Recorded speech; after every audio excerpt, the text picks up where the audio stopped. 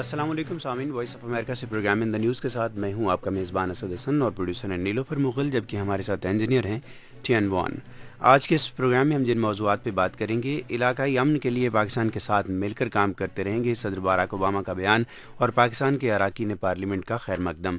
Programme के दूसरे हिस्से में बात करेंगे फ़ौजी अदालतों पर, जिसमें ISPR ने बताया कि मज़ीद 12 मुकदमात फ़ौजी अदालतों को मौसूल हो गए हैं।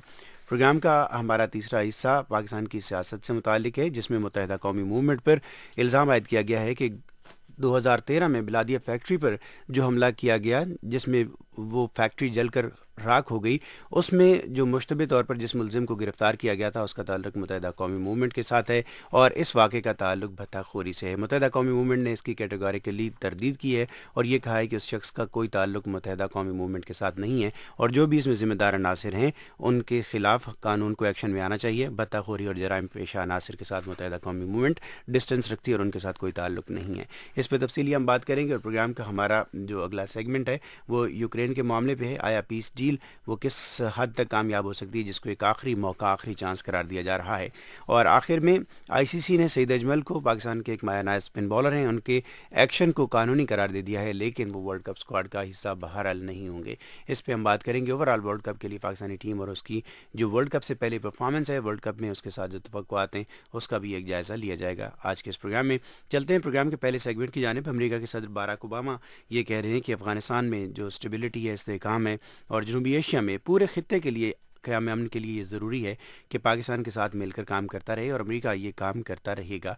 उन्होंने ये बात अमेरिकी कांग्रेस में कौमी सलामती की हिकमत अमली पेश करते हुए बयान की और पाकिस्तान के जो अराकीन पार्लियामेंट हैं वो सदर बराक ओबामा के इस बयान का खैर मकदम कर रहे हैं। पहले एक साउंड बाइट हम आपको सुनवाते हैं। एहसन इकबाल साहब की, सीनियर फेडरल मिनिस्टर हैं और प्लानिंग कमीशन को हेड करते हैं और पाकिस्तान की मौजूदा जो कैबिनेट है उसके अंदर एक अहम वजीर ख्याल किए जाते हैं। उनका नुक्ता नज़र लेते हैं और उसके बाद फिर हम अपने पैनलिस्ट के पास आएंगे। एहसन इकबाल क्या कहते हैं? हमारे अमेरिका के साथ हमेशा से एक लॉन्ग टर्म स्ट्रेटेजिक रिलेशनशिप रहा है और हमने कोशिश की है कि उसको ज़्यादा बामकसद और हकीकत पसंदाना होने के साथ साथ पाकिस्तान की मईशत के लिए कारआमद बनाया जाए। और इसीलिए जो स्ट्रेटेजिक डायलॉग है उसमें अब एजुकेशन, साइंस एंड टेक्नोलॉजी जैसे शोबों को भी शामिल किया गया है ताकि हम पाकिस्तान और अमेरिका की जो दोस्ती है उसके ज़्यादा से ज़्यादा जो फ़वाइद हैं वो साइंस, टेक्नोलॉजी और इकॉनमी में समेटें, बजाय ये कि जो रवायती तौर पे वहाँ से हम हमेशा असला लिया करते थे। एहसन इकबाल साहब की आपने गुफ्तगू सुनी और राना मोहम्मद अफजल, ये मेंबर है नेशनल असम्बली की standing committee on foreign relations के। भी पाकिस्तान के वसाइल हैं उसके मुताबिक अमेरिका की जो हेल्प हम कर सकते हैं इस खत्ते में कर रहे हैं। जो अमेरिकन पॉलिसीज हैं उनको भी हम दहशतगर्दी के हवाले से जो है वो हम सपोर्ट कर रहे हैं। तो पाकिस्तान जो है वो एक अहम मुल्क है और पाकिस्तान को भी अपने फैसले खुद करने हैं। तो मैं समझता हूँ कि अमेरिका का एक बैलेंस्ड अप्रोच जो है उसका होना बहुत ज़रूरी है। जी सामिन, ये राना मोहम्मद अफजल थे। अपने पैनलिस्ट का तारुफ आपसे करा दें। कामरान बुखारी साहब ने हमें ज्वाइन किया है, vice president middle east analysis Stratford, इस वक्त हमारे साथ हैं और हमें ज्वाइन कर रहे हैं डॉक्टर फारूक असनाद साहब, मुमताज़ स्ट्रेटेजिक एनालिस्ट हैं। दोनों मेहमानों का बहुत शुक्रिया और खैर मकदम। कामरान बुखारी साहब, पाकिस्तान अमेरिका ताल्लुकात की अगर हम बात करेंगे, इसको हमेशा अफ़गानिस्तान के पस मंज़र में या उसके आईने में ही देखा गया है। अब जबकि अफ़गानिस्तान से वाइंड अप कर रही हैं, इंटरनेशनल फोर्सेस जा चुकी हैं, अमेरिका के चंद हज़ार फ़ौजी वहाँ पे मौजूद हैं, तो अफ़गानिस्तान के अलावा पाकिस्तान की क्या सिग्निफिकेंस है अमेरिका के लिए? क्योंकि उसमें जो क्रिटिक्स हैं वो ये भी कहते हैं कि जब इकनॉमिक टाइज़ की बात हो, दो तरफ़ा ताल्लुकात की बात हो, तो वाशिंगटन का टिल्ट दिल्ली की तरफ ज़्यादा है एज़ कम्पेयर टू इस्लामाबाद। तो क्या इस्लामाबाद की अहमियत सिर्फ एक स्ट्रेटेजिक एंड डिफेंस रिलेटेड जो शोबे हैं वहाँ पर रहेगी? कामरान बुखारी साहब जी हेलो, आपको आवाज आ रही है? जी, अब हम आपको सुन सकते हैं। जी कामरान, अब आपकी आवाज। मैंने कहा पाकिस्तान ने हेलो जी फरमाइएगा। जी कामरान, अब आपकी आवाज आ रही है, बोलिएगा। जी, आपको मेरी आवाज आ रही है? जी, हमें आपकी आवाज आ रही है। अब आप अपना जवाब दे सकते हैं।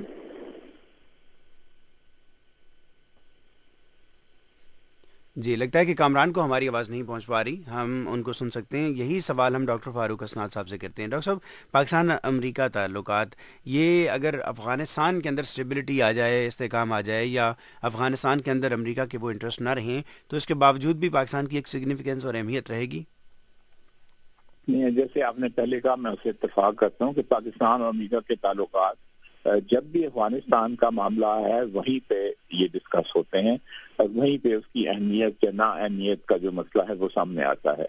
امریکہ افغانستان سے تو نیٹو فورسز، امریکہ کی فورسز تو نکل تو گئی ہیں، لیکن ان کی اسپیشل فورسز اور ان کا جو انٹرسٹ ہے اور ان کی اس مرتبہ جو آنکھیں ہیں وہ افغانستان کے اوپر ہی رہیں گی اور ذہن کی، اس لیے کہ پہلے یہ چھوڑ کے چلے گئے ابرپٹلی عراق میں، اور پیچھے سے ریسرجنس ہوئی طالبان کی اور القاعدہ کی، جو کہ امریکہ سمجھتا ہے کہ ان کے مفاد میں نہیں تھی. اب وہ کہیں نہیں چاہیں گے کہ افغانستان میں وہ اسی قسم کا پھر سے کوئی گروپ پیدا ہو جائے جو امریکی مفادات کو نقصان پہنچانے کی حیثیت اختیار کر جائے. تو اس سلسلے میں ان کی اسپیشل فورسز تو ہوں گی، لیکن جب تک پاکستان ان سے کوآرڈینیٹ نہیں کرے گا، جو کہ پورس بارڈر ہے، پاکستان کے جو ٹرائبل ایریاز ہیں ان کے افغانستان کے جو ٹرائبس ہیں ان کے ساتھ گہرے تعلقات بھی ہیں اور آنا جانا ان کا رہتا ہے، تو اس لیے پاکستان کو بھی کوآرڈینیٹ کرنا ہوگا، انٹیلیجنس شیئرنگ کرنی ہوگی، اور یہ دیکھنا ہوگا کہ جو امریکن انٹرسٹ ہیں وہ ان کو اس طرح کا نقصان نہ پہنچے. اس لیے امریکہ کو پاکستان کی ضرورت ہے افغانستان کے لیے. جہاں تک وسیع تک جہاں پہ منسٹر صاحب نے فرمایا کہ اسٹریٹجک تعلقات ہیں، اس نام کی کوئی چیز نہیں ہے، کیونکہ اسٹریٹجک تعلقات تو وہ ہوتے ہیں جب دونوں کے انٹرسٹ کنورج کریں اور ہر فیلڈ میں کریں. وہ نہیں ہے. امریکہ ایک بڑا ملک ہے، پاکستان اس کو وہ ریکگنائز کرتا ہے، تو اس لیے پاکستان کو خراب تعلقات تو نہیں چاہے گا امریکہ کے ساتھ ہوں، لیکن وہ یہ بھی نہیں سمجھتے کہ امریکہ پاکستان پہ اتنا زیادہ ریلائی کرے گا کہ اس کے علاوہ ان کو کچھ اور نظر نہیں آئے گا. ویسے یہ لگ رہا ہے حالات اور قرائن کچھ بتا رہے ہیں کہ پاکستان کا بھی ٹلٹ کچھ اور جانب بھی ہے. کامران بخاری صاحب کا انالیسس لیتے ہیں. کامران صاحب، آپ پہلے اسی کو رسپونڈ کیجیے گا، پھر جو ڈاکٹر فاروق اسناد صاحب بات کرنے جا رہے تھے شاید میں اس کو پک کر پایا ہوں جو وہ آگے چل کے کہنے والے ہیں، میں اس کو سوال کی صورت میں آپ کے سامنے رکھوں گا. مائنس افغانستان، پاکستان کتنا امپورٹنٹ اسٹریٹجک الائی ہے امریکہ کا؟ میں ڈاکٹر اسناد صاحب کی بات سے جو میں نے ذرا سی سنی ہے کیونکہ کٹ گیا تھا پہلے، تو میں تو اتفاق کرتا ہوں، کیونکہ دیکھیں پاکستان نے ابھی تک ڈیمونسٹریٹ نہیں کیا کہ پاکستان جو ہے امریکہ کے مفادات میں کیا اور کنورجنس ہو سکتی ہے. کون سے ایسے ایشوز ہیں جو کہ سیکیورٹی سے اور علاقائی سلامتی سے ہٹ کے جو ہے کوئی امریکہ کی انٹرسٹ وہاں پہ ہو. جیسے اکنامکلی ابھی تک جو ہے وہ پاکستان نے اپنے آپ کو کوئی ایسا ٹریڈنگ پارٹنر یا جو ہے انویسٹمنٹ ایریا نہیں ثابت کیا، کیونکہ وجہ یہ ہے کہ یہاں پر نہ ہی سیاسی استحکام ہے، اور گزشتہ 7-8 سال سے انسیکیورٹی کا بھی ایشو ہے اور بہت زبردست قسم کی انسیکیورٹی رہی ہے. بس آگے چل کے پاکستان میں کوئی سیاسی استحکام یا جو ہے نا سیکیورٹی کے ایشوز کم ہوتے ہیں تو پھر جو ہے انویسٹرز اور امریکہ جو ہے پاکستان کو مختلف زاویے سے دیکھ سکے گا. لیکن ابھی تک جو ہے ایسی کوئی جو ہے انڈیکیشن نہیں مل رہی کہ ان قریب امریکہ جو ہے وہ ٹیکٹیکل لیول سے اسٹریٹجک لیول پہ آنے کی بات کرے گا. گو کہ ہم جو ہے ہر وقت یہ کہتے رہتے ہیں کہ جی اسٹریٹجک ڈائلاگ ہو رہا ہے، وہ میں سمجھتا ہوں کہ جو ہے اس مفروضے کا غلط استعمال کیا جاتا ہے. تو آپ کے خیال میں پریزیڈنٹ باراک اوباما نے جس جانب اشارہ کیا ہے کہ پاکستان کے ساتھ مل کر کام کرتے رہیں گے، تو اس کا فوکس یا فوکل پوائنٹ آپ کے خیال میں افغانستان ہی ہے؟ فی الحال کی بات ہے. دیکھیں آگے چل کے کیا ہوتا ہے یہ نہیں پتا، لیکن صدر باراک اوباما کا جو بیان ہے وہ موجودہ حالات کو مد نظر رکھتے ہوئے وہ بیان دیا گیا ہے.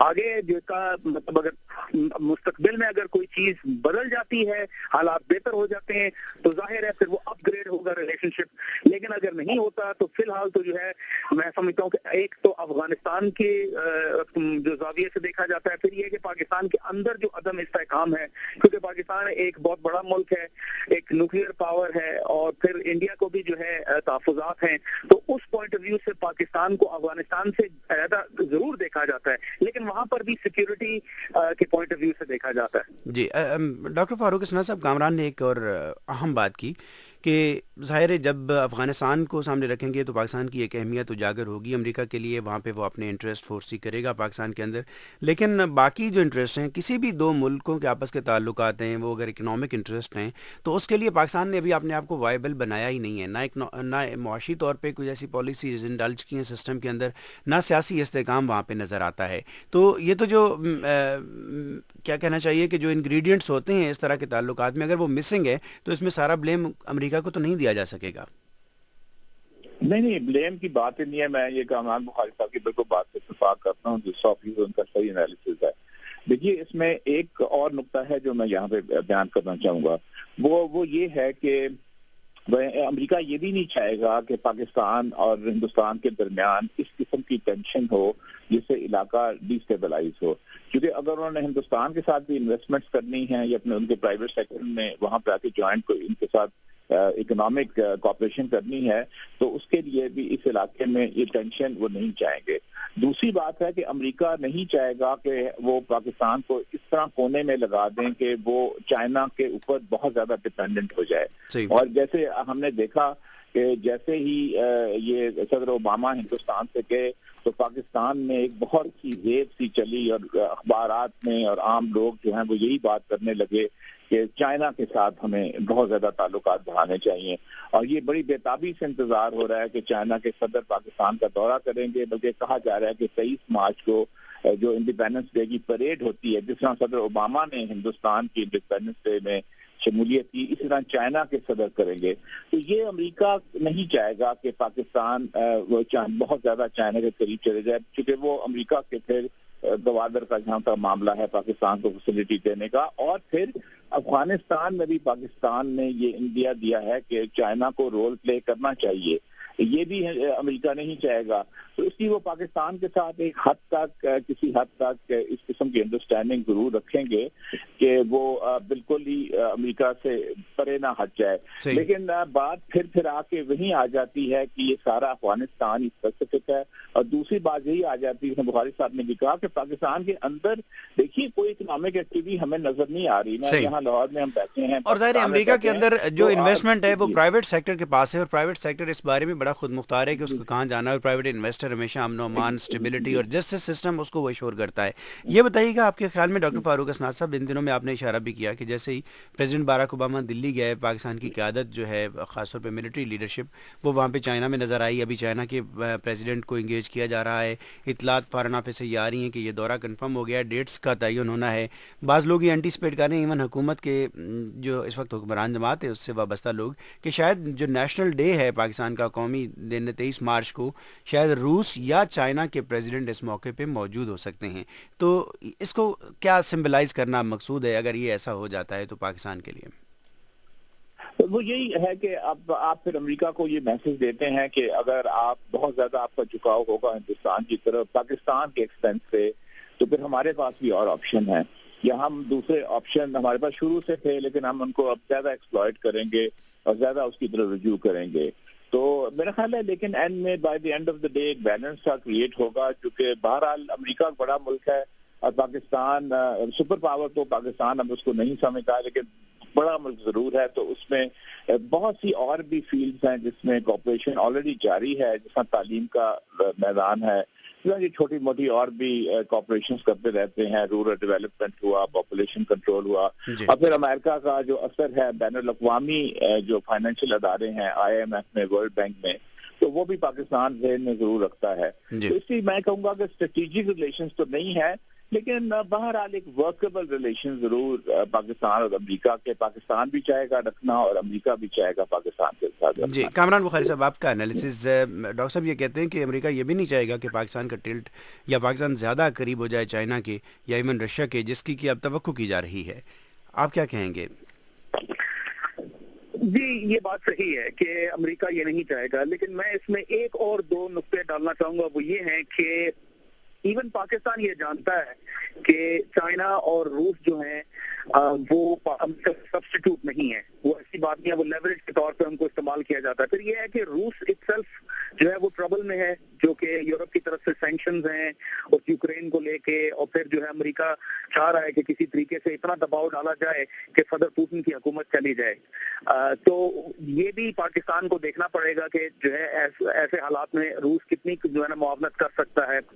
फिर ये है कि हमें ये भी समझने की जरूरत है इस्लामाबाद में क़यादत को कि देखें, जब अमेरिकी सदर या अमेरिकी क़यादत भारत जाती है तो उसका बिल्कुल ऑटोमेटिक मतलब ये नहीं है कि वो पाकिस्तान के जो है ना वो इंटरेस्ट के खिलाफ है।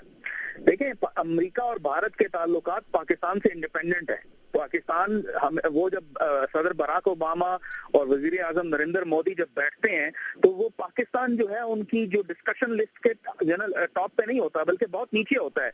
उनका ज्यादातर इशू जो है वो चूंकि भारत एक उभरती हुई मार्केट है, मोदी साहब ने कहा है कि जी हम रेड टेप खत्म करेंगे, हम जो है जो इन्वेस्टमेंट क्लाइमेट है उसको बेहतर करेंगे, तो वो अमेरिका चाहता है कि उसका फायदा उठाया जाए। अमेरिका बहैसियत सुपर पावर के ये नहीं चाहेगा कि कोई भी उभरती हुई इमर्जिंग रीजनल पावर जो है वो उसके जो है अपना इंडिपेंडेंटली ऑपरेट करे, उसको अपने जैसे कहते हैं कि ऑर्बिट में लाना चाहेगा। फिर ये है कि जो अमेरिका और भारत के जो ताल्लुकात हैं उनमें बहुत सारे ऐसे इश्यूज हैं जिसमें पाकिस्तान जो है फैक्टर इन ही नहीं होता, तो जरूर पाकिस्तान के ऊपर बातचीत होती है। लेकिन ये कह देना कि जी जब अमेरिका का सदर भारत जाता है तो बस वो पाकिस्तान के खिलाफ कोई साजिशें हो रही हैं या पाकिस्तान को नुकसान पहुंचाने की बात हो रही है, इसको मैं कंस्पिरेसी थ्योरी समझता हूँ। जी, बहुत शुक्रिया कामरान बुखारी, आपने हमें ज्वाइन किया। आप इस वक्त कम्यूट कर रहे हैं, आपने हमारे लिए वक्त निकाला, आपका बहुत शुक्रिया। डॉक्टर साहब, आपसे हम रिक्वेस्ट करेंगे कि आप हमें अगले सेगमेंट में भी ज्वाइन करें जिसमें 12 केसेस मिलिट्री कोर्ट्स में भिजवाए गए हैं, ISPR ये बता रहा है। तो हम इसको हर दो हवालों से जानेंगे कि आईनी तौर पर भी इसकी अहमियत और स्ट्रेटेजिक पॉइंट ऑफ व्यू से और दिफाई एतबार से मुल्क में सलामती के एंगल से उसका जो पॉलिटिकल एंगल बनता है उस पर भी हम बात करेंगे एक ब्रेक के बाद।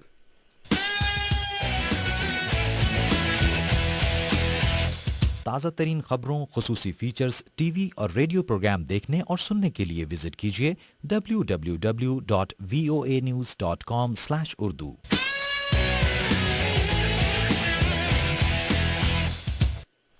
प्रोग्राम इन द न्यूज़ में आपका खैर मकदम। मैं हूं आपका मेज़बान असद हसन और प्रोड्यूसर है नीलोफर मुग़ल। और प्रोग्राम के हिस्से में हम बात करेंगे पाकिस्तान के अंदर फ़ौजी अदालतें, उसका क़याम। इस पर अगरचे बाद सियासी और मजहबी जमातें उसके खिलाफात हैं, लेकिन फ़ौज की निगरानी वाली अदालतें कायम हो चुकी हैं। और आज ISPR ने यह बयान दिया है कि 12 केसेज इन अदालतों में रेफ़र किए गए हैं। ISPR के director general major Asim Salim Bajwa ने हफ्ते को एक बयान में ये बताया है कि सूबाई हुकूमतों की मुतालिका कमेटियों की तरफ से ये मुकदमात वजारत दाखिला को भिजवाए गए थे और उन्होंने वजारत दाखिला में छानबीन के बाद ये मुकदमात फ़ौज को भेजे हैं, जिसके बाद कानूनी अमल दरामद शुरू हो चुका है। आपको मालूम है सामीन के पेशावर के आर्मी स्कूल पर 16 दिसंबर 2014 को जो एक हौलनाक इंतहाई हैबतनाक हमला किया गया था, जिसमें कम अज़ कम 130 बच्चों समेत 150 अफराद लुक़्मा अजल बन गए थे, उनको हलाक कर दिया गया था बड़े बेईमाना अंदाज में। उस पर पाकिस्तान की हुकूमत ने दहशतगर्दों के खिलाफ मुकदमा चलाने के लिए फ़ौजी अदालतों के क़याम का फ़ैसला किया था। जस्टिस वजीउद्दीन साहब हमारे साथ होंगे, फॉर्मर जज हैं और इस वक्त एक सियासी जमात के साथ भी उनकी वाबस्तगी है, लेकिन हम एक पॉलिटिकल एंगल और एक लीगल एंगल उनके साथ डिस्कस करेंगे और उसका जो पॉलिटिकल एंगल है उस पर बात करने के लिए हमारे साथ मौजूद हैं डॉक्टर फ़ारूक असनाद साहब। डॉक्टर फ़ारूक असनाद साहब और जस्टिस वजीउद्दीन साहब, आपका बहुत शुक्रिया। फ़ारूक असनाद साहब, पहले आप अगर पॉलिटिकल एंगल दे दें, फिर हम आपसे इजाज़त भी ले लेंगे क्योंकि आप काफ़ी देर से हमारे साथ हैं। कितना इस पे अगरचे डिबेट बहुत है और एक डबल स्टैंडर्ड्स भी नज़र आए, बाद सियासी जमातें वहाँ पे जब पाकिस्तान के अंदर फ़ौज की क़यादत वाली अदालतों की बात होती है फ़ौज की निगरानी में, वहाँ पे तो उस पर इत्तेफाक करते हैं, लेकिन बाद में आके प्रेस कॉन्फ्रेंसेस और पब्लिक स्टेटमेंट उसके टोटली अगेंस्ट जाते हैं। तो इन अदालतों के फ़ाल होने के लिए इटसेल्फ कितना ज़रूरी है कि इनको पॉलिटिकल सपोर्ट भी हासिल हो, पब्लिक मैंडेट भी हासिल हो, और ये जो सियासी इस पर तफरीक है ये इसको कितना नुकसान पहुँचा सकती है? अच्छी बात तो यही है कि सारे इससे मिलजुल कर एक कंसेंसस पैदा करें, लेकिन यहाँ पे एक तासुर है पाकिस्तान में कि फौजी अदालतें फौज के कहने के ऊपर ही बनाई गई, इसलिए कि ये महसूस किया जा रहा था कि जो सिविलियन अदालतें हैं उसमें इतनी कमजोर शहादतें होती हैं, हुकूमत के केस इतने कमजोर होते हैं। इसके अलावा के जजेस जो हैं वो भी खुलकर फैसला नहीं देते, इसलिए कि टेररिस्ट ग्रुप्स का इतना ज्यादा यहाँ पे खौफ का तारी हुआ है।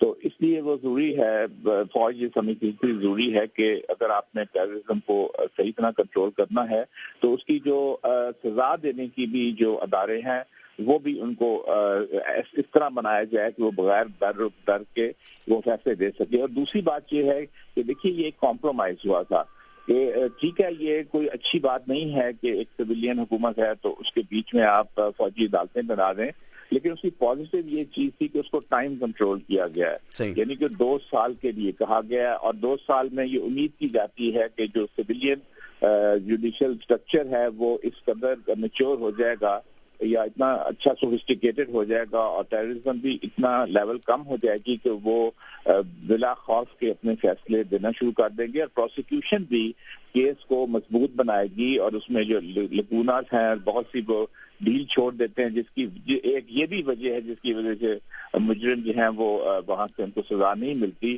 تو وہ اس کو بھی صحیح کر لیں گے. تو ان کو بریدنگ اسپیس بھی مل گئی ہے 2 سال کی. جی جناب جسٹس وجیہ الدین صاحب, ہم یہ دیکھ رہے ہیں کہ فوجی یا فوج کی قیادت والی جو عدالتیں ہیں, اس کو ایگزیکٹلی فوجی عدالت بھی نہیں کہہ سکتے, جو امینڈمنٹ کی گئی تھی, اس کے بعد سپریم کورٹ بار ایسوسی ایشن اس کی مخالفت کر رہی ہے, لاہور ہائی کورٹ بار اس نے اس کی مخالفت میں بیانات دیے ہیں, لیکن ان لائرز پہ بھی کرٹیسزم ہے. وہ لوگ یہ کہہ رہے ہیں, میڈیا کے اندر بڑی اوپن ڈیبیٹس ہو رہی ہیں کہ لائرز اور جوڈیشری کو بھی یہ دیکھنا چاہیے کہ یہ ان کی فیلئر ہے, جس کی وجہ سے ایک الگ سے ایک پیرالل جوڈیشل سسٹم بنانا پڑا ہے کہ وہ دہشت گردوں کو سزا دینے میں باوجود ناکام ہے. بھلے ان سے براہ راست خطرات ہوں, خدشات ہوں, ریزن کچھ بھی ہو, لیکن ان کا ٹرائل نہیں ہو سکا ہے ان عدالتوں کے اندر.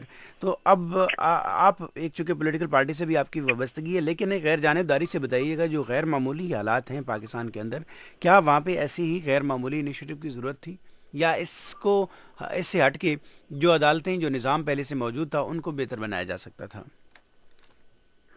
جی بالکل بہتر بنایا جا سکتا تھا اگر ہم پروٹیکشن پرووائڈ کر سکتے وٹنسز کو, پروزیکیوٹرز کو, ججز کو, انویسٹیگیٹرز کو, اور پھر جو تعداد ہے جج صاحبان کی وہ بڑی تھوڑی ہے, مقدمات بہت زیادہ ہیں, لیکن بہرحال وہ ہم نہیں کر سکے.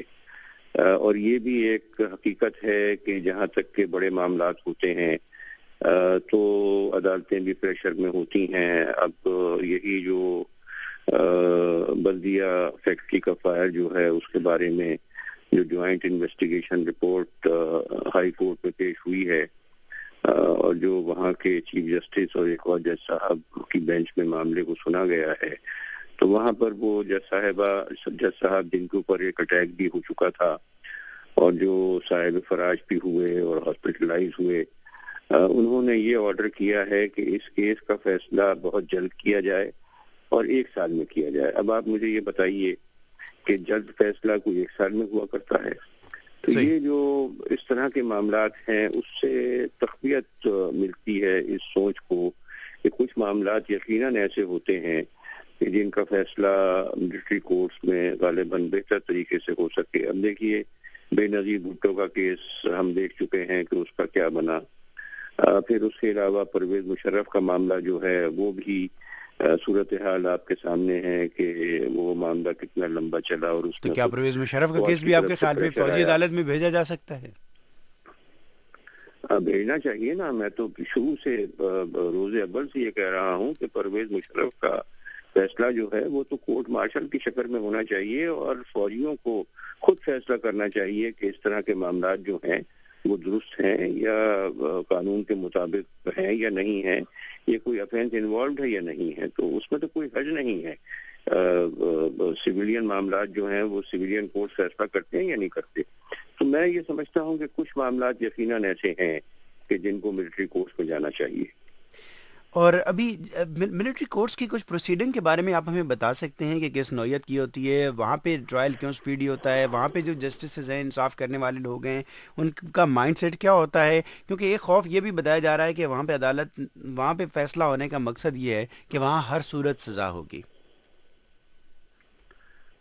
جی بالکل, یہ تو عام طور پر تصور اس قسم کا ہے, اور یہ بھی ایک obvious سی بات ہے کہ وہ لوگ جن کا بنیادی طور کے اوپر کام ملک کو ڈیفینڈ کرنا ہے, ان کا تعلق عدالتی فیصلے کرنے کا کام تو ان کا نارمل کام نہیں ہے. یہ تو اسی طرح کی بات ہے کہ جیسے جج صاحبان کے ہاتھ میں بندوق دے دی جائے یا ان کو توپ کے پیچھے بٹھا دیا جائے کہ اب آپ یہ کام کریں, تو وہ تو ان کا کام نہیں ہے. لیکن میں سمجھتا ہوں کہ وہاں پر ایک بنیادی چیز جو موجود ہے وہ یہ ہے کہ معاملات تھوڑے ہوں گے، عدالتیں جو ہیں وہ پروپورشنیٹلی ان کاموں کو انجام دے سکیں گی. پھر یہ ہے کہ جہاں تک کہ وٹنسز کا تعلق ہے، پروزیکیوٹرز کا تعلق ہے، ججز کا تعلق ہے، ان کو وہ پروٹیکشن حاصل ہوگی جو کہ ضروری ہوا کرتی ہے. اب ہمارے ہاں سول کورٹس میں بھی، کرمنل کورٹس کے اندر بھی اگر تو فیس لیس ججز ہوں، فیس لیس پروزیکیوٹرز ہوں، فیس لیس وٹنسز ہوں، فیس لیس انویسٹیگیٹرز ہوں، تو معاملات جو ہیں یہاں بھی درست ہو سکتے ہیں. ججوں کی تعداد مناسب ہو تب بھی ٹھیک ہو سکتے ہیں. جسٹس وجی الدین صاحب ایک سوال آپ سے کرنا چاہوں گا. حاصل ہے جسٹس وجی الدین صاحب ایک سوال آپ سے کرنا چاہوں گا. آپ نے بے نظیر بھٹو صاحبہ کی اسیسینیشن کا حوالہ دیا. اگر پولیٹیکل وائلنس ہو کسی بھی سیاسی جماعت کے ساتھ، اگر وہ جڑا ہوا ہو، تو اس کا ٹرائل بھی سویلین سیٹ اپ میں اس لیے مشکل ہوتا ہے کہ ایک پارٹیزن اینگل جو ہے یا پارٹیزن پکچر وہ بڑی نمایاں ہو جاتی ہے کہ کہیں نہ کہیں کوئی سیاسی انفلوئنس تو نہیں ہو رہا. تو کیا آپ کے خیال میں جو پولیٹیکل وائلنس کے مقدمات ہیں ان کے لیے بھی بہتر چینل، بہتر فورم فوجی عدالتیں نہیں ہیں؟ جی میں سمجھتا ہوں یہ یقیناً ایک اہم بات آپ نے کی ہے اور اس کے بارے میں سیریسلی غور کرنا چاہیے. بہت شکریہ جناب جسٹس وجی الدین صاحب، آپ نے ہمارے لیے وقت نکالا، آپ ہمارے ساتھ رہے، آپ کا بے حد شکریہ. اور سامعین ایک بریک ہم لیں گے. بریک کے بعد جب واپس آئیں گے تو بات کریں گے کراچی کے اندر جو سال 2013 میں واقعہ پیش آیا بلادیہ فیکٹری، اس کو آگ لگنے سے اس میں کم از کم 260 افراد ہلاک ہو گئے تھے، اور اس کے بارے میں جو ایک JIT رپورٹ آئی ہے وہ بڑی دہلا دینے والی ہے. اس پہ بات کرتے ہیں ایک بریک کے بعد. میڈیم ویو 972 کلو ہرٹز پر یہ ہے وائس آف امریکہ واشنگٹن. ہماری ویب سائٹ ہے urduvoa.com. Programme in the news میں آپ کا خیر مقدم. میں ہوں اسد حسن اور پروڈیوسر ہیں نیلوفر مغل. بات ہم کریں گے کراچی کے اندر سال 2013 میں بلادیہ ٹاؤن فیکٹری، اس کے اندر آگ لگ گئی تھی، اور اس میں کم از کم 258 260 اور بعض اطلاعات کے مطابق 270 کے قریب جو ورکرز اس میں موجود تھے وہ جل کر ہلاک ہو گئے تھے. اس کے بعد اس فیکٹری کے مالکان کو گرفتار کیا گیا، اور رینجرز نے، جس کا بہت زیادہ سیکیورٹی میں اب کردار ہے اس شہر کے اندر، اس نے کچھ لوگوں کو گرفتار کیا. اب جو ایک JIT رپورٹ گزشتہ روز سامنے آئی وہ اس وقت پاکستان کے تمام اخبارات کی شہ سرخیوں کا حصہ ہے، اور ٹیلی ویژن چینلز بھی اس کو نمایاں انداز میں اس پہ بات کر رہی ہیں. اس JIT رپورٹ میں جو مین ایک سسپیکٹ ہے جس کا نام لیا جا رہا تھا رضوان قریشی، اس کے ریفرنس سے بتایا گیا ہے کہ وہ مبینہ طور پہ متحدہ قومی موومنٹ کا ورکر ہے، اور وہ اس واقعے میں ملوث تھا. اور اسی کے اسٹیٹمنٹ کے پس منظر میں یہ کہا جا رہا ہے کہ پارٹی اس واقعے میں ملوث تھی اور فیکٹری مالکان سے بھتہ طلب کیا جا رہا تھا، اور اسی تنازع پہ اس کو آگ لگا دی گئی. متحدہ قومی موومنٹ کیٹیگوریکلی اس الزام سے انکار کر رہی ہے.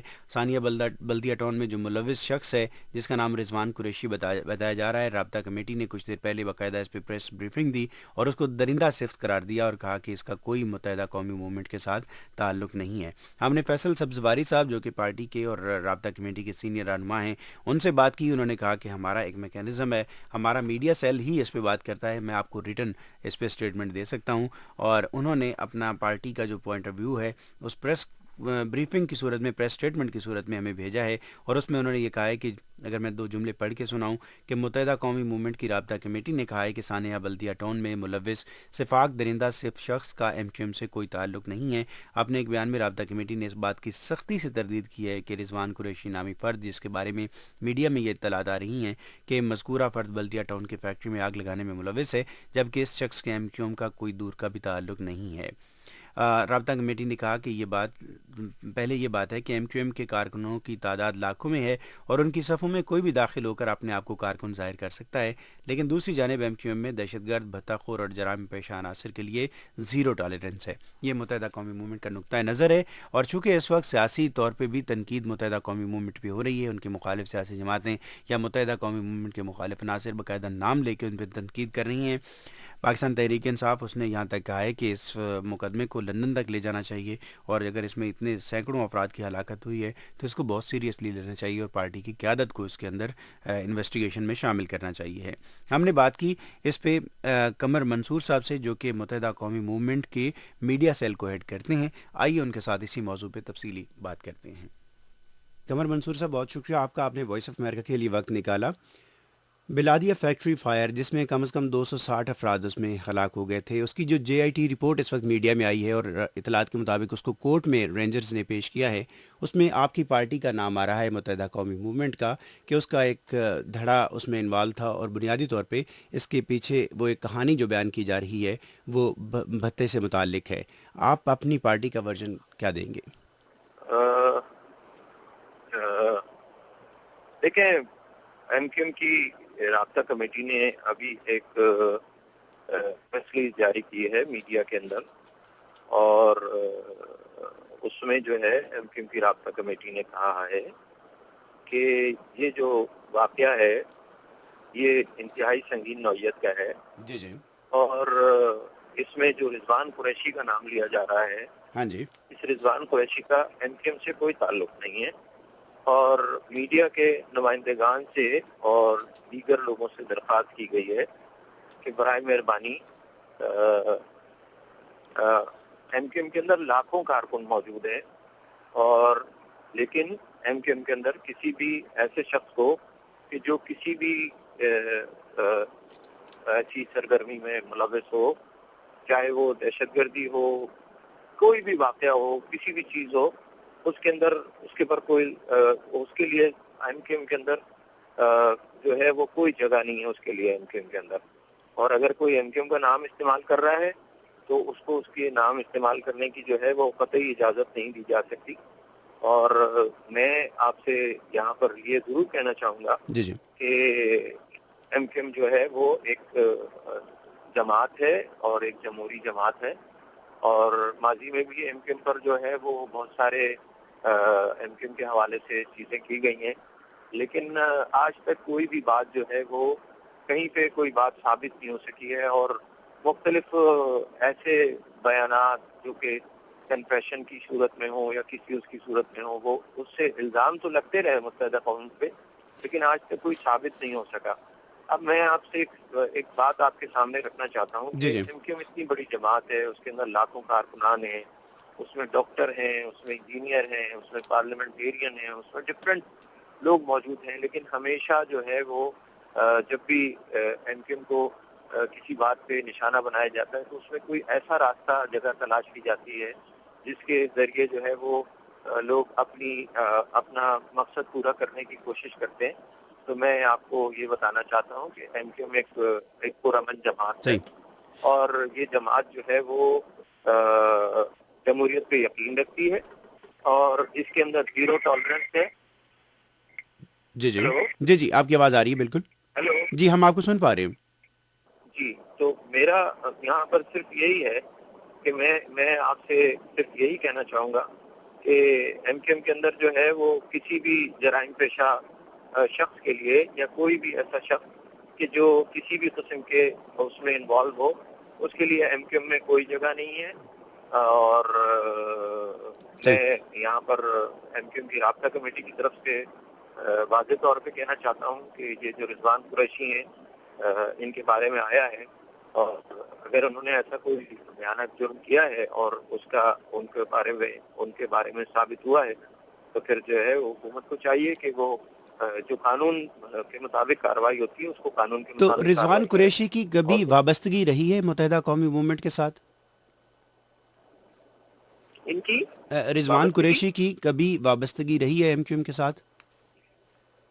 دیکھیں، میں اس کے بارے میں تو کچھ نہیں کہہ سکتا، میڈیا سے ہی بار بار آ رہا ہے کہ ان کی MQM سے وابستگی رہی ہے، اور عمومی طور پہ ہوتا یہ ہے کہ جو لوگ ہوتے ہیں وہ مختلف وقتوں میں MQM کے بارے میں، لیکن وہ بات متحدہ قوم تو اپنے واضح طور پہ بیان میں کہہ دیا ہے کہ ان کا کوئی تعلق نہیں ہے متحدہ قوم کے ساتھ۔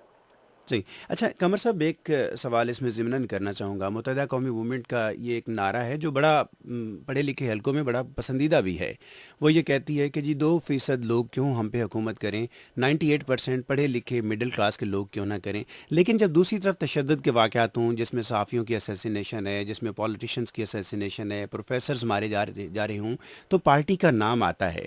تو یہ جو اتنا بہت بڑا فرق یا ہے، یہ بہت بڑا تضاد ہے، اور کیا وجہ ہے کہ وائلنس جب بھی اس کا تذکرہ ہوتا ہے تو متحدہ قومی موومنٹ کا تشخص ہی کراچی کے اندر ذہن میں آتا ہے؟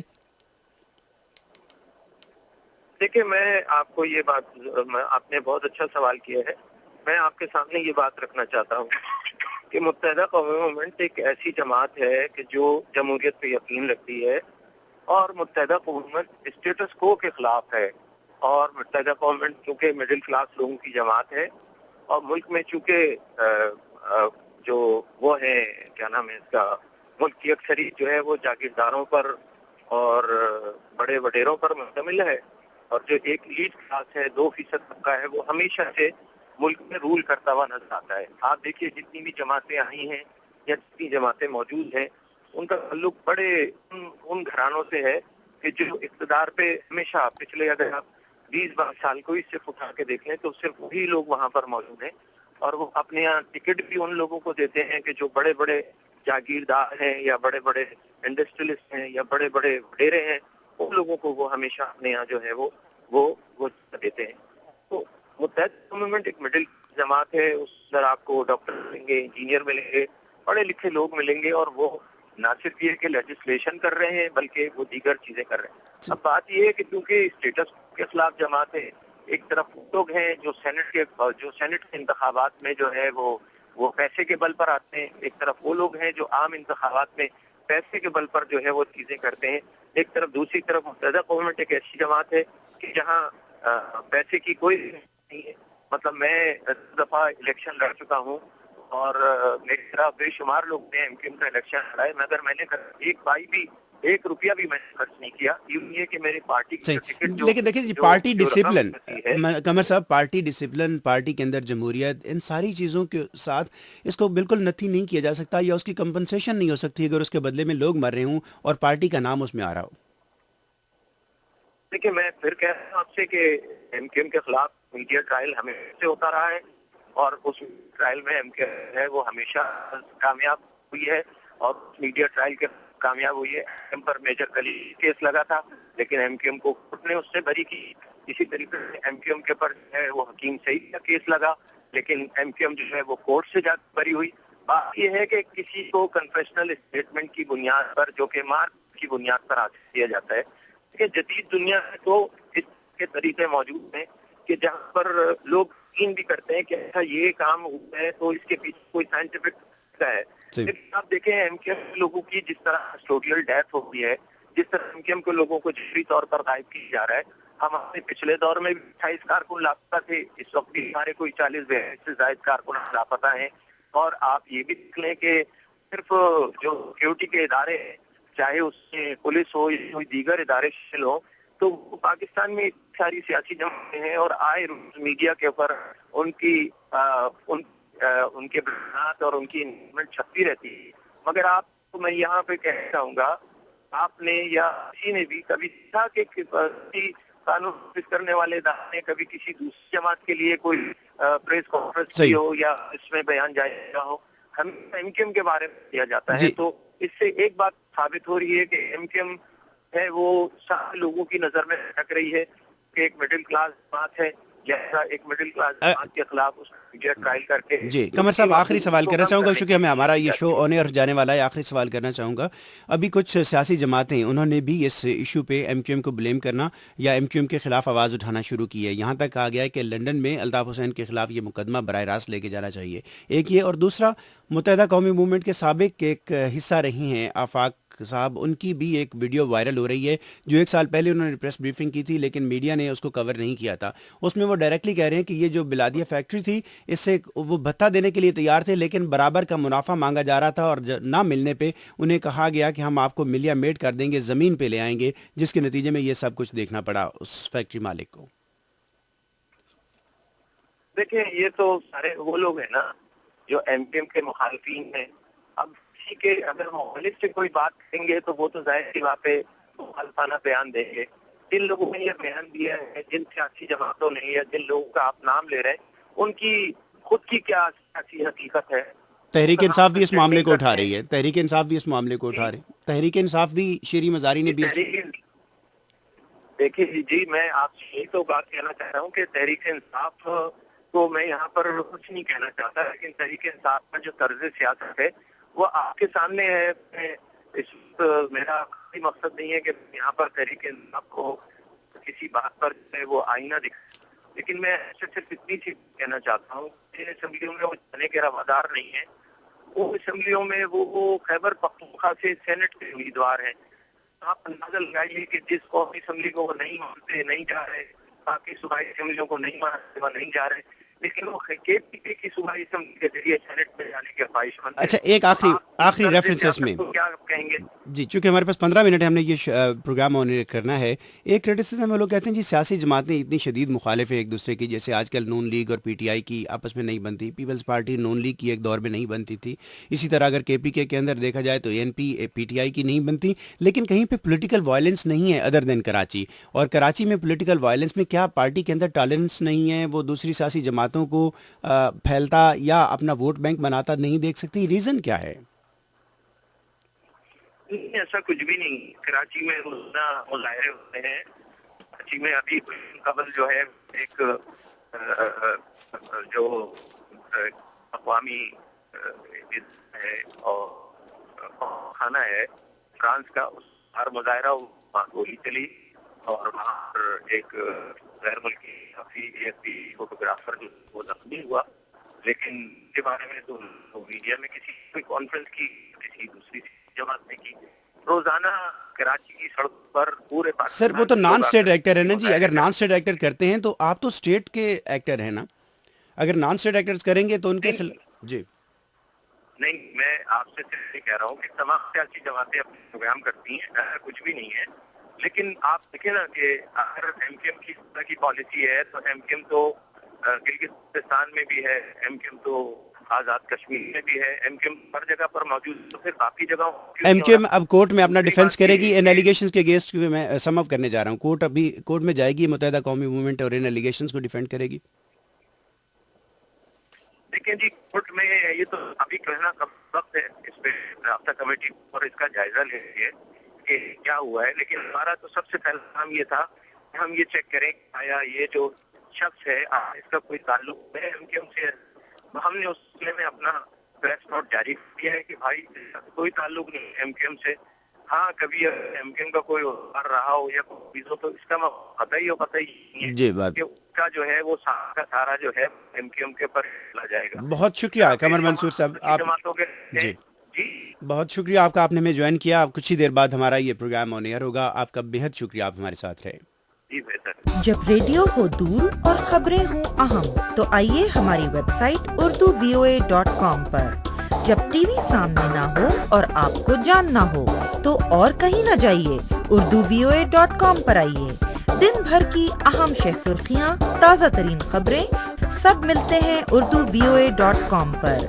अमेरिका और जनूबी एशिया में फैली रेडियो और टीवी के तजुर्बाकार सहाफियों की टीम आपको 24 घंटे बाखबर रखती है। इस पते को याद रखिए, www.urduvoa.com। Programme in the news में आपका खैर मकदम। मैं हूं असद हसन और प्रोड्यूसर है नीलोफर मुगल। बात हम करेंगे यूक्रेन की सूरत हाल पे। यूरोप के रहनुमा, उनकी आपस में मुलाकातें हो रही थी और उन्होंने एक मुजव्वज़ा, एक प्लान भी तजवीज़ किया, जिसके बाद उन्होंने रूस के रहनुमाओं के साथ मुलाकात की। लेकिन जो ताज़ा तरीन इत्तलात आ रही हैं उसके मुताबिक किसी जो नई तजावीज़ है, जो नया मुआहदा है, जिसको एक आखिरी चांस भी करार दिया जा रहा था कि शायद यूक्रेन के इस कज़िये को या वहाँ पर अमन व अमान के क़याम के लिए ये एक बड़ा मौसर साबित हो सकता है, ताहाल उस पर कोई बड़ी पेशरफ्त नहीं हुई है, ये कोई ज़्यादा कामयाब नहीं हो सका है। यूरोपीय दुनिया का, यूरोपीय लीडरशिप का किरदार बहुत अहम समझा जा रहा है, क्योंकि उनका एक बराह रास्त बहुत ज़्यादा इन्हिसार रूस के साथ, उनकी एनर्जी रिसोर्सेज के ऊपर भी है। रूस के साथ उनकी डिप्लोमेटिक टाइज भी बहुत बेहतर हैं बनिस्बत अमेरिका के। और यूक्रेन तो इस वक्त ज़ाहिर है एक स्टेट ऑफ वॉर में है रशिया के साथ, तो रूस का बहुत अहम किरदार है, जो अमेरिका के साथ भी एक तरह से बड़े उसके इंपॉर्टेंट अलाई हैं। यूरोप के मफादात को भी वो देखते हैं और दूसरी तरफ रूस के साथ उनके बड़े अच्छे वर्किंग रिलेशनशिप हैं। लेकिन इसको वो कितना मटीरियलाइज़ कर पाते हैं या नहीं, और ये जो जिसको कहा जा रहा था कि ये एक आखिरी चांस हो सकता है अमन के लिए, अगर ये नाकाम होता है तो फिर क्या ऑप्शन बाकी रहेंगे। ज़ुबैर इकबाल साहब इसका एनालिसिस करेंगे। ज़ुबैर साहब, आपका बहुत शुक्रिया। यही जो मैंने अपने इब्तदाई में कुछ सवालात रखे हैं, ये आपके सामने भी यही सवालात हैं। क्या हल हो सकता है यूक्रेन का, और अगर यूरोपीय रहनुमा कन्विंस नहीं कर पाते रशियन लीडरशिप को कि वो वहाँ पे अपना अमन अमान के क़याम के लिए किरदार अदा करे, तो ऑप्शन क्या रह जाएंगे? देखिए, बात दरअसल ये है कि ये बहुत पुराना एक इशू है और उस इसके साथ साथ क्योंकि इस पे इफेक्टिवली एक्शन नहीं लिया गया, ये एक नासूर बनता जा रहा है। इसको बहुत जल्दी खत्म करना जरूरी है। ये दोनों साइड्स के लिए अहम है कि इसको खत्म किया जाए। इसके लॉन्ग टर्म सोल्यूशंस जो हैं उनको ढूंढने के लिए स्टेप्स सोचने होंगे। इस वक्त जो यूरोपियन प्रपोजल है जिस पे इस वक्त बात हो रही है, उसका मकसद है कि एक बफर जोन बना दिया जाए जो 40 मील चौड़ा बफर जोन हो, जो कि no weapons no war buffer zone हो ईस्ट यूक्रेन और वेस्ट यूक्रेन के दरमियान, जो इस वक्त बॉर्डर लाइन, जो इस वक्त वॉर लाइन बनी हुई है, बैटल लाइंस बनी हुई है, उनके 40 मील का हिस्सा जो है उसको इस किस्म का एक बफर जोन बना दिया जाए। और उस बफर जोन को प्रोटेक्ट करने के लिए रशिया और फ्रांस और जर्मनी और दूसरे जो यूरोपियन ममालिक हैं वो इसके लिए काम करें। मुश्किल ये आ जाती है कि ये करने के लिए आपको दो काम करने होंगे। एक तो ये कि यूक्रेन को कोऑपरेट करना होगा। अगर यूक्रेन इसको कोऑपरेट करता है तो यूक्रेन की गवर्नमेंट के लिए पॉलिटिकल सपोर्ट कमजोर हो जाती है और वो उनके लिए मुश्किल बन जाता है। दूसरी बात ये आती है कि अगर आप इस प्रपोजल को आगे नहीं बढ़ा सकते तो फिर आपको वहां पर जंगी कार्रवाई करनी पड़ेगी, जो बहुत खतरनाक है। यूरोपियंस नहीं चाहते। अगर यूरोपियंस नहीं चाहते और वहां पर क्लैंडस्टाइन किस्म के वेपन्स पहुंचते हैं तो उससे मुश्किलात और पैदा हो जाती हैं और रशिया को एक बहाना मिल जाता है कि वो उसमें और इंटरवीन करे। लॉन्ग टर्म सोल्यूशन जो सोचने वाला है, जिसको दोनों साइडों को क्लियरली समझना होगा, वो ये है कि यूक्रेन की न्यूट्रलिटी को कायम किया जाए। यूक्रेन को ना तो रशिया का एरिया ऑफ इन्फ्लुएंस समझा जाए और ना इसको नेटो का हिस्सा समझा जाए। अगर इस पे डिसीजन हो जाता है और लॉन्ग टर्म एग्रीमेंट हो जाता है तो बाकी जो स्टेप्स हैं, ये एनेबलिंग स्टेप्स आप कह लीजिए, वो आसान हो जाते हैं। अभी तक इस किस्म की जो फाइनल सोल्यूशन है उस पे किसी किस्म की कोऑपरेशन नहीं मालूम हुई थी क्योंकि इसके मुताबिक एग्रीमेंट नहीं पहुंचा। इस पे काम हो रहा है, कब तक चलेगा ये कहना बहुत मुश्किल है। बहुत शुक्रिया आपका जुबैर इकबाल साहब, आपने अपना एनालिसिस दिया, आप हमारे साथ रहे, आपका बहुत शुक्रिया। और सामने हम जाएंगे अब स्पोर्ट्स पे, ये हमारा आखिरी सेगमेंट है और उस पर हम बात करेंगे। पाकिस्तानी शायकीन क्रिकेट के लिए एक यकीनन अच्छी खबर है कि सईद अजमल, जो कि पाकिस्तान के एक बड़े सुपरस्टार स्पिन बॉलर हैं, इंटरनेशनल फेम रखते हैं, अपने मुतनाज़ एक्शन की वजह से आईसीसी ने उन पर पाबंदी आयद कर दी थी, लेकिन उसके बाद वो मुतवातिर एक नए एक्शन की तरबियत हासिल करते रहे हैं और एक पहला टेस्ट उनका जिसमें वो नाकाम रहे, उसको क्लियर कराने में अब जो उनका ताज़ा तरीन उनका जायज़ा या तजिया किया गया उनके एक्शन का, तो उसमें उन्हें क्लियर कर दिया गया है। ये खबर एक आम है, लेकिन सईद अजमल बहरहाल वर्ल्ड कप स्क्वाड का हिस्सा नहीं है। अगरचे ये भी कहा गया था कि आईसीसी ने पाकिस्तान को ये ऑप्शन दिया था कि वो सईद अजमल का नाम अगर रख लेते हैं और क्लैरिटी की सूरत में वो टीम में शामिल हो सकते हैं, लेकिन ये नुक्ता नज़र भी बड़ा दुरुस्त है कि नए एक्शन के साथ सईद अजमल एक नए बॉलर होंगे और उनकी कोई कारकर्दगी उस एक्शन के साथ जब तक सामने नहीं आएगी तब तक उनको टीम में शामिल करना एक मेगा इवेंट में ये ख़तरनाक बात होगी। लेकिन देखना ये भी है कि जब टीम बहुत ज़्यादा स्ट्रगल कर रही हो स्पिन बॉलिंग में, तो क्या सिर्फ नाम के सबब सईद अजमल को शामिल किया जा सकता था या किया जा सकता है। एनालिसिस करेंगे जलालुद्दीन साहब, इस वक्त हमारे साथ हैं, पाकिस्तान के साबिक टेस्ट क्रिकेटर। जलालुद्दीन साहब, बहुत शुक्रिया, आपने हमें ज्वाइन किया। सईद अजमल के इस इशू पे आप बात कीजिएगा। इलेक्शन एक्शन उनका क्लियर हो चुका है, आप क्या समझते हैं कि उनको उनके एक्सपीरियंस की बेस पे चांस मिलना चाहिए था वर्ल्ड कप स्क्वाड के लिए, या उन्हें वाकईतन पहले डोमेस्टिक क्रिकेट में अपने आप को प्रूव करना है?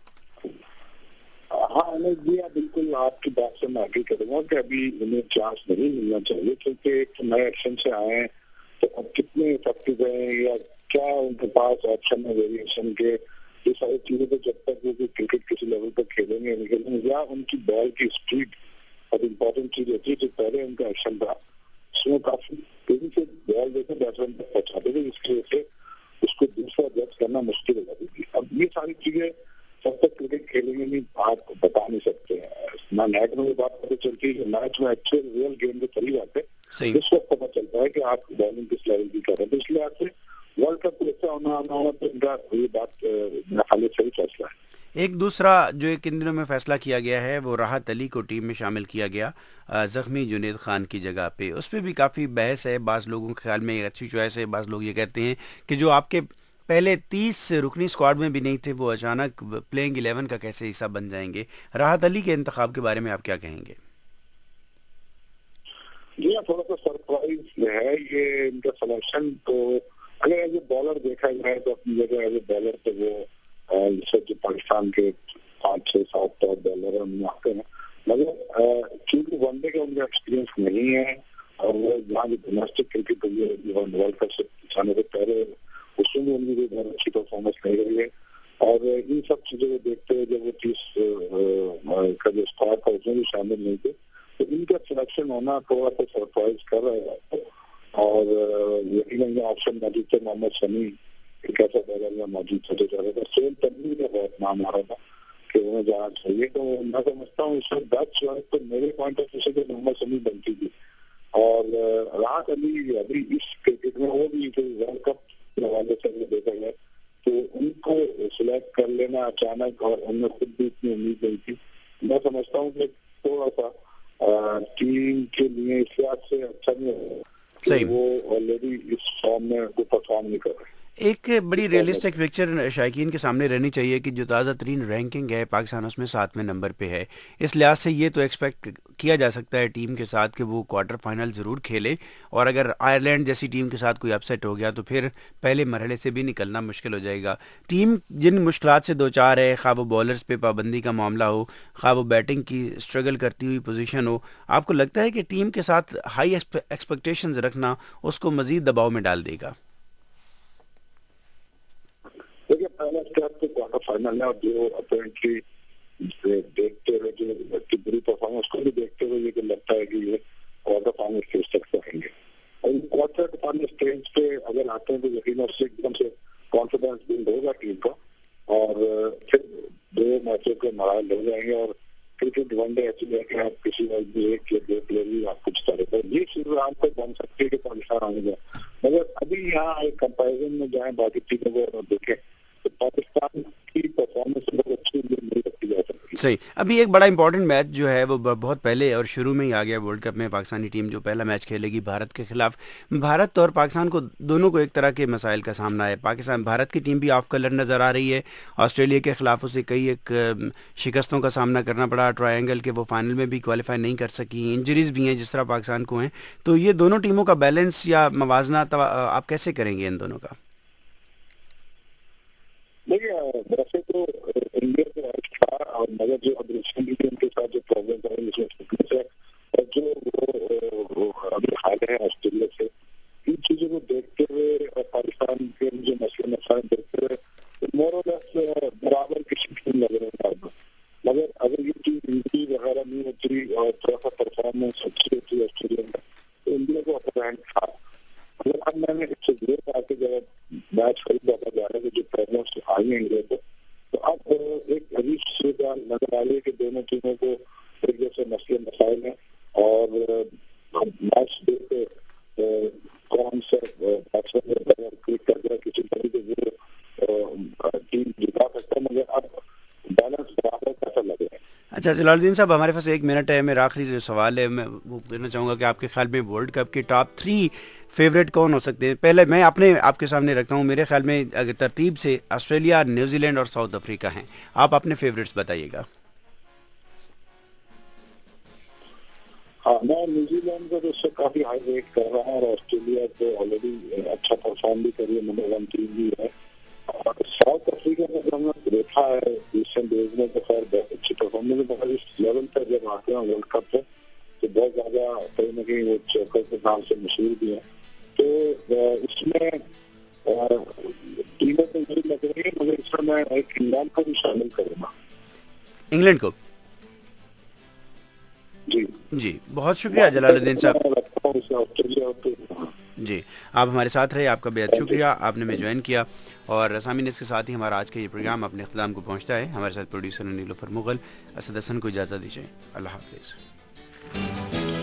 اس پروگرام میں جو نقطہ نظر پیش کیے گئے وہ خالصتاً ہمارے مہمان شرکا کے تھے، اور وہ وائس آف امریکہ کے موقف یا امریکی حکومت کی پالیسی کی نمائندگی نہیں کرتے.